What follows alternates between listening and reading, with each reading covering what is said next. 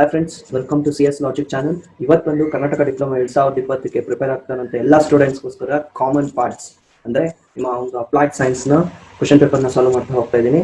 So ಇದು ಎಲ್ಲ ಡಿಪಾರ್ಟ್ಮೆಂಟ್ಗೂ same ಇರುತ್ತೆ, ಓಕೆನಾ? ಸೊ ಇವತ್ತಿನ ಸೆಷನಲ್ಲಿ ಬಂದು 2019ನೇ ಕ್ವಶನ್ ಪೇಪರಲ್ಲಿ ಏನೇನು ಬಂದಿದೆ ಆ ಕ್ವಶನ್ಸ್ನ ಪ್ರಾಬ್ಲಮ್ಸ್ನ ಎಲ್ಲ ಸಾಲ್ವ್ ಮಾಡ್ತಾ ಇದ್ದೀನಿ. ನಿಮ್ಗೆ ಇಷ್ಟ ಆಗ್ತಾ ಇದ್ರೆ please subscribe to my channel. Okay, so today ಸೆಷನ್ನ ಸ್ಟಾರ್ಟ್ ಮಾಡೋಣ. ಸೊ ಇವತ್ತಿನ ಸೆಷನ್ನ ಫಸ್ಟ್ ಕ್ವಶನ್ಗೆ ಹೋಗೋಣ. The volume of gases at 30 degrees Celsius is 2 liter. To what temperature the gas must be heated for its volume to become 4 liter at a constant pressure? So ಅವ್ರ question ಏನು ಕೇಳಿದಾರೆ ಅಂದರೆ 30 degree Celsius ಅಲ್ಲಿ gas volume gas 2 litre ಆಗಿರುತ್ತೆ. ಅದೇ ಹೀಟನ್ನು ಎಷ್ಟು heat temperature ಅನ್ನ boil ಮಾಡಿದ್ರೆ 4 litre ಬರುತ್ತೆ. ಅದು ಕಾನ್ಸ್ಟೆಂಟ್ ಪ್ರೆಷರ್ ಆಗಿರ್ಬೇಕು ಅಂತ ಹೇಳಿದ್ದಾರೆ. ಸೊ ಇದಕ್ಕೆ ಸೊಲ್ಯೂಷನ್ ಇದೆ, ಸೊಲ್ಯೂಷನ್ ನೋಡ್ಕೊಂಡ್ಬರೋಣ ಫಸ್ಟ್. ಸೊ ಫಾರ್ಮುಲಾ ಬಂದು T1 divided by T2, temperature 1 divided by temperature 2 is equal to volume 1 divided by volume 2. So ಈ ಫಾರ್ಮುಲಾ ಗ್ಯಾಪ್ ಇದ್ರೆ it is very easy. So ನಮ್ಗೆ ಏನೇನು ಕೊಟ್ಟಿದ್ದಾರೆ ಅಂದ್ರೆ ಫಸ್ಟ್ ಸೊ ಒಂದದ್ದು temperature T1 is equal to ಎಷ್ಟು ಡಿಗ್ರಿ ಕೊಟ್ಟಿದ್ದಾರೆ, 30 ಡಿಗ್ರಿ ಸೆಲ್ಸಿಯಸ್ ಟೆಂಪರೇಚರ್ ಅನ್ನ ಕೊಟ್ಟಿದ್ದಾರೆ, ಓಕೆನಾ? ಸೊ ನಮ್ಮ ಕ್ವಶನ್ ಅಲ್ಲಿ ನೆಕ್ಸ್ಟ್ ಏನ್ ಮಾಡಿದ್ರೆ ವಾಲ್ಯೂಮ್ V1 ಎಷ್ಟು ಕೊಟ್ಟಿದ್ದಾರೆ ಅಂದ್ರೆ volume V1 is equal to 2 litres ಕೊಟ್ಟಿದ್ದಾರೆ. So 2 litres. ಸೊ ನೆಕ್ಸ್ಟ್ ಏನ್ ಕೊಟ್ಟಿದ್ದಾರೆ ಅಂದ್ರೆ T2 ನಮ್ಗೆ ಕೇಳಿರೋದು. ಸೊ T2 ಎಷ್ಟು ಟೆಂಪರೇಚರ್ ಹೀಟ್ ಮಾಡಿದ್ರೆ ವಾಲ್ಯೂಮ್ V2 ಎಷ್ಟು ಬರಬೇಕು, ವಾಲ್ಯೂಮ್ V2 ಬಂದು 4 ಬರಬೇಕು, ಓಕೆನಾ? 4 ಲೀಟರ್ ಬರಬೇಕು ಅಂತ ಕೇಳಿದ್ದಾರೆ. ಸೊ ಇದನ್ನ ನಿಮ್ಮ ಒಂದು ಫಾರ್ಮುಲಾಸ್ ಅಲ್ಲಿ ಸಬ್ಸ್ಟಿಟ್ಯೂಟ್ ಮಾಡಿದ್ರೆ ಸೊ T2 ಇಲ್ಲೇ ಉಳಿಸ್ಕೊಂಡು ಇದು ಈ ಸೈಡ್ ಹೋದ್ರೆ T1 ಇಂಟು V2 ಆಗುತ್ತೆ. ಸೊ ಇದು ಇಲ್ಲೇ ಇದ್ದಿದ್ದು ಈ ಸೈಡ್ ಹೋಗುತ್ತೆ. So T1 into V2 divided by V1. Okay, ಇವನ್ನು ನಾವು ಕೊಟ್ಟಿರೋದನ್ನ ಸೆಲ್ಸಿಯಸ್ ಅಲ್ಲಿ ಕೊಟ್ಟಿದ್ದಾರೆ. ಸೊ ಸೆಲ್ಸಿಯಸ್ ಅಲ್ಲಿ ಇರೋದನ್ನ ನಾವೇನ್ ಮಾಡಬೇಕು, obviously we have to calculate to the convert it to the kelvin. Okay, so kelvin convert ಮಾಡಬೇಕಾದ್ರೆ ಏನ್ ಮಾಡಬೇಕು, T1 273. So the kelvin starts at 273 plus Celsius ಎಷ್ಟು 30. ಸೊ ಇವಾಗ ಇದೇನು ಬಂದಿರುತ್ತೆ temperature, it is in kelvin format. Always you need to calculate the temperature by converting into the kelvin and again Celsius ತಗೋಬೇಕಂದ್ರೆ kelvin ಇಂದ minus ಮಾಡಿದ್ರೆ ಸೆಲ್ಸಿಯಸ್ಗೆ ಬರುತ್ತೆ, ಓಕೆನಾ? ಸೊ T2 ಫಾರ್ಮುಲಾ ನೋಡ್ಬೋದು. T2 ಇಸ್ ಈಕ್ವಲ್ ಟು 303 ಇಲ್ಲಿ ಬಂದಿದೆಯಲ್ಲ. So that is T1 into volume 2. Volume 2 ಎಷ್ಟಿದೆ, 4 ಲೀಟರ್ಸ್ ಇದೆ. So into 4 divided by V1 ಎಷ್ಟಿದೆ, ದಟ್ ಈಸ್ 2 ಲೀಟರ್ಸ್. ಸೊ ಈ ಎಲ್ಲ ಡಿವಿಷನ್ ಮಾಡಿದ್ರೆ ನಿಮಗೆ ಎಷ್ಟು ಬರುತ್ತೆ, 606 ಬರುತ್ತೆ, ಓಕೆನಾ? ಸೊ T2 ನಮಗೆ ಕೊಟ್ಟಿರೋ ಆನ್ಸರ್ ಏನಿದೆ ಅಲ್ಲ ಅದು ಸೆಲ್ಸಿಯಸ್ ಅಲ್ಲಿ ಇದೆ. So T2 is equal to 606 minus 273. So 273 ನ ಮೈನಸ್ ಮಾಡಿದ್ರೆ it will get whatever the answer you have got here is in Celsius. So the right answer is 333 Celsius. So passing to the question. So the right answer is 333 degree Celsius. Okay na? Ashtu temperature boil madidre 4 liter volume can be obtained. Okay, passing to the next question. Working of pressure cooker is based on the principle of. So ನಿಮ್ಮ ಮನೆಯಲ್ಲಿ pressure ಕುಕ್ಕರ್ನ boil ಮಾಡ್ತಾ ಇರ್ತೀರಾ, ಅದು ಯಾವ principal ಮುಖಾಂತರ ಮಾಡಲ್ಪಟ್ಟಿದೆ ಅಂತ ಕೇಳಿದ್ದಾರೆ. ಇಟ್ ಈಸ್ ಗೆ ಆಪ್ಷನ್ ಡಿ, ಗೆ ಲೂಕಸ್ ಲಾ. ಓಕೆ, ಸೊ ಈ ಲಾ ಮುಖಾಂತರ ಪ್ರೆಷರ್ ಕುಕ್ಕರ್ನ ಬಿಲ್ಡ್ ಮಾಡೋಕ್ಕಾಗಿದೆ, ಓಕೆನಾ? So next question, land and C breeze is an example of. So ನಿಮ್ಮ ಒಂದು ಲ್ಯಾಂಡ್ ಆ್ಯಂಡ್ ಸಿ ಬ್ರೀಸಸ್ನ ಎಕ್ಸಾಂಪಲ್ ಏನಿರುತ್ತೆ ಎಕ್ಸಾಂಪಲ್ ಅಂತ ಕೇಳಿದ್ದಾರೆ. So option D is the right answer, convention. Okay, passing to the next question. The measure of average kinetic energy of all the particles in a gas is. So ನಿಮ್ಮ ಒಂದು average kinetic energy measure of particles in gas measure ಮಾಡಿದ್ರೆ ಅದನ್ನ ಏನಂತ ಕರಿತೀವಿ ಅಂದ್ರೆ we call it as temperature. That the measure of average kinetic energy of all the particles in the gases. Okay, next question. When a wave travels through a medium, the particle of the medium are. So the wave traveling through the medium ಅಂದ್ರೆ ಯಾವುದೋ ಒಂದು medium ಅಲ್ಲಿ wave ಚಲನೆ ಮಾಡ್ತಾ ಇದ್ದಾಗ ಅದರ ಒಳಗಡೆ ಇರೋ ಪಾರ್ಟಿಕಲ್ಸ್ ಆಫ್ ದ ಮೀಡಿಯಂ ಏನಾಗಿರುತ್ತೆ ಅಂತ ಕೇಳಿರುತ್ತೆ. So the particle of the mediums are mean position remains the same. Mean position ಅಂದ್ರೆ starting position remains the same. Okay, so next question.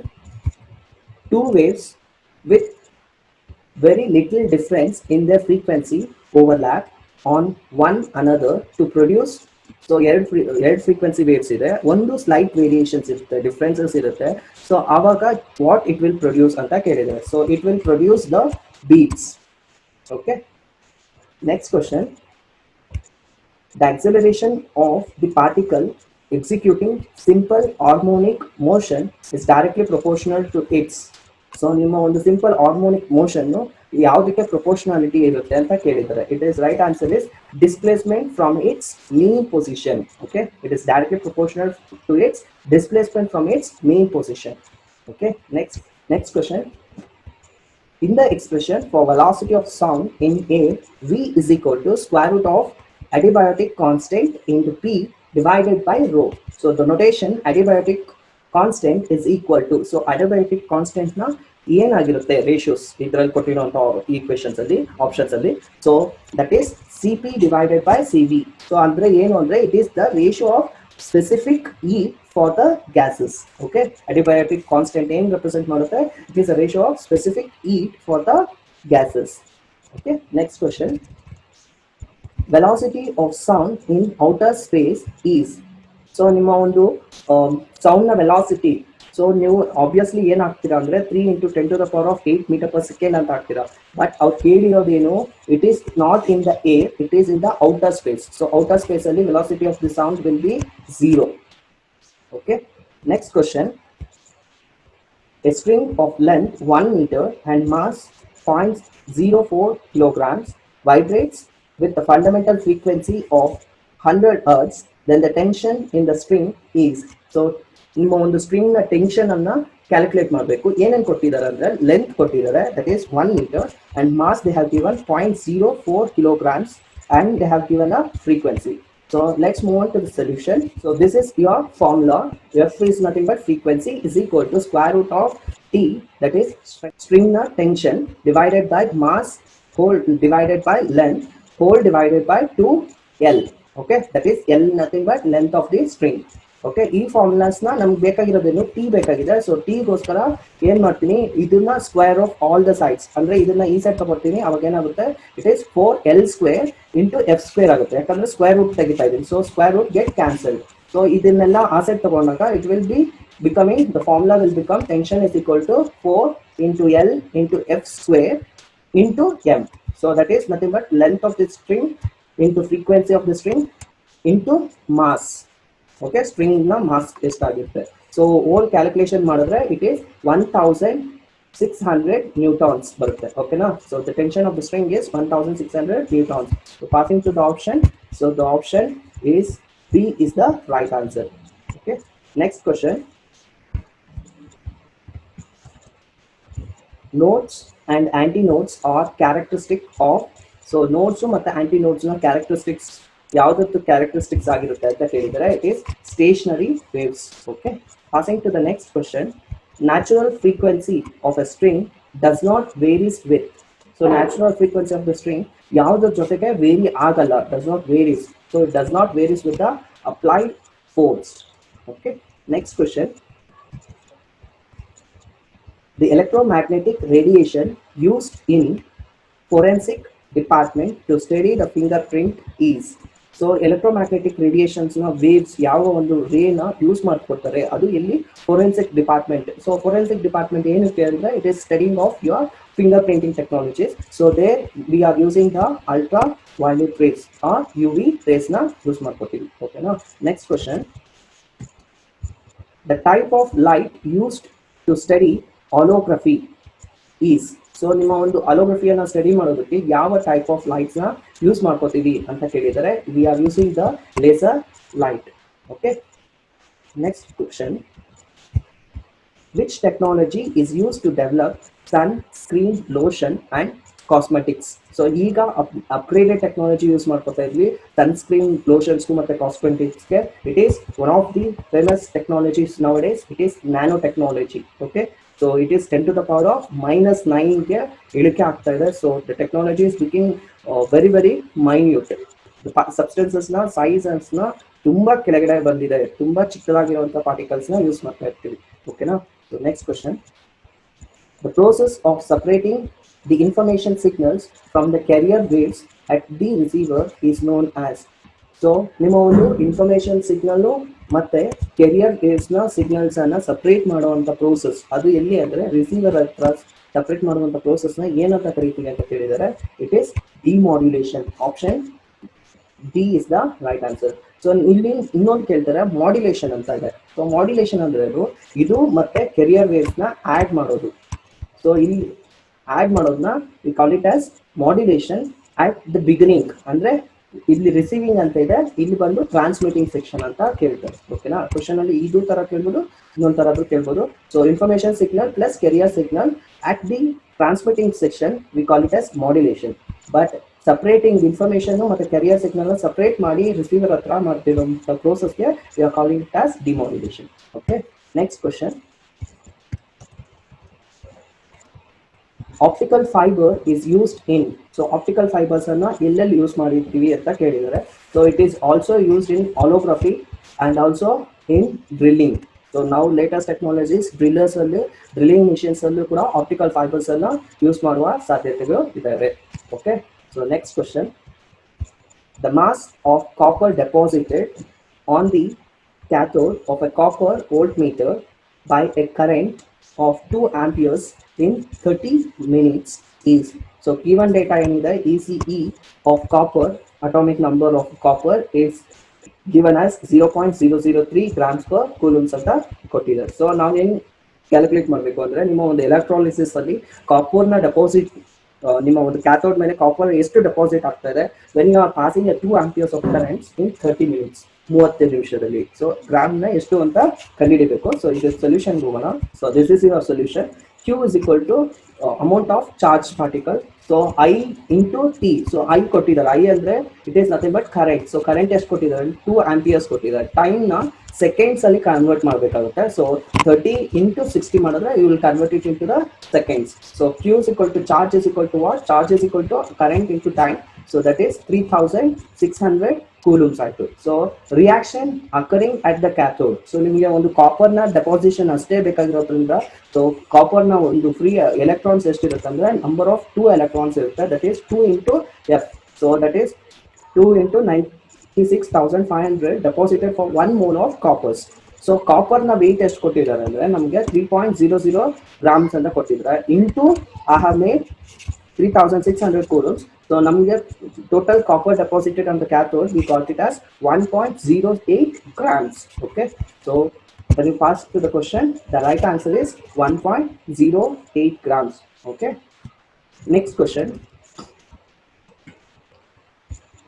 The process of coating zinc over iron or steel is known as. So ನಿಮ್ಮ ಒಂದು copper ಮೇಲೆ iron ಮೇಲೆ ಮತ್ತು steel ಮೇಲೆ zinc coatings ಅನ್ನು ಮಾಡುವಂಥ ಪ್ರೋಸೆಸ್ಗೆ ಏನಂತ ಕರಿತೀವಿ ಅಂತ ಕೇಳಿದರೆ it we call it as galvanising. Next question. SOF is a type of. Okay, SOF ನ ಫುಲ್ ಫಾರ್ಮ್ ತಿಳ್ಕೊಳ್ಳೋಣ first. SOF is nothing but solid oxide fuel cell. So ಅದರಲ್ಲೇ ಗೊತ್ತಾಗ್ತದೆ it is A type of fuel cells. Okay, next question. Manganese is an alloy made by the combination of aluminum and. So manganese ಅನ್ನೋ ಒಂದು ಅದನ್ನ ಯಾವ ಒಂದು ಎರಡು combination ಜೊತೆಗೆ ಸೇರಿಸಿದಾಗ ಮಾಡೋಕ್ಕಾಗುತ್ತೆ ಅಂತ ಕೇಳಿದರೆ so it is aluminium plus pure magnesium. Okay, so passing to the next question. Zinc carbon battery is an example of. Zinc ಮತ್ತು ಕಾರ್ಬನ್ ಬ್ಯಾಟ್ರೀಸ್ನ ಯಾವುದಕ್ಕೆ ಉದಾಹರಣೆಯಾಗಿ ಕೊಡ್ಬೋದು, ಯಾವ ಬ್ಯಾಟ್ರೀಸ್ಗೆ ಅಂತ ಕೇಳಿದರೆ it is primary batteries. Okay, next question. Which of the following is not a polymer. So ಕೊಟ್ಟಿರುವಂಥ ಆಪ್ಷನ್ಸ್ ಅಲ್ಲಿ ಯಾವುದು ಪಾಲಿಮರ್ ಅಲ್ಲ ಅಂತ ಕೇಳಿದರೆ the glass is not a polymer. Okay, next question. Ceramic is which type of materials. So ceramics ಯಾವ type of materials ಅಂತ ಕೇಳಿದರೆ it is A composite material. Okay, it is A composite material. Composite ಅಂದರೆ ಒಂದು ಮತ್ತು ಎರಡು ಪದಾರ್ಥಗಳನ್ನು join ಮಾಡಿ ಆಗುವಂಥ ಮೆಟೀರಿಯಲ್ಸ್ ಏನಿರುತ್ತೆ that we call it as composite materials. Okay, next question. The pH value of distilled water is. So pH value ಅಂದರೆ ನಿಮ್ಮ 14 ವ್ಯಾಲ್ಯೂಸ್ ಇರುತ್ತೆ. ಸೊ ಕೆಲವೊಂದು ಆ್ಯಸಿಡ್ 7ನಿಂದ ಈ ಸೈಡ್ ಹೋದ್ರೆ ಆ್ಯಸಿಡ್ಸು, 7ನಿಂದ ಕೆಳಗಡೆ ಬಂದರೆ ಬೇಸಸ್. ಸೊ ಆ ಥರ ಕೇಳಿರ್ತಾರೆ. ಸೊ ಇದು ನಮ್ಮ ಒಂದು ಡಿಸ್ಟಿಲ್ಡ್ ವಾಟರ್ನ pH ವ್ಯಾಲ್ಯೂ ಎಷ್ಟಾಗಿರುತ್ತೆ ಅಂದರೆ pH value is 7. Okay, next question.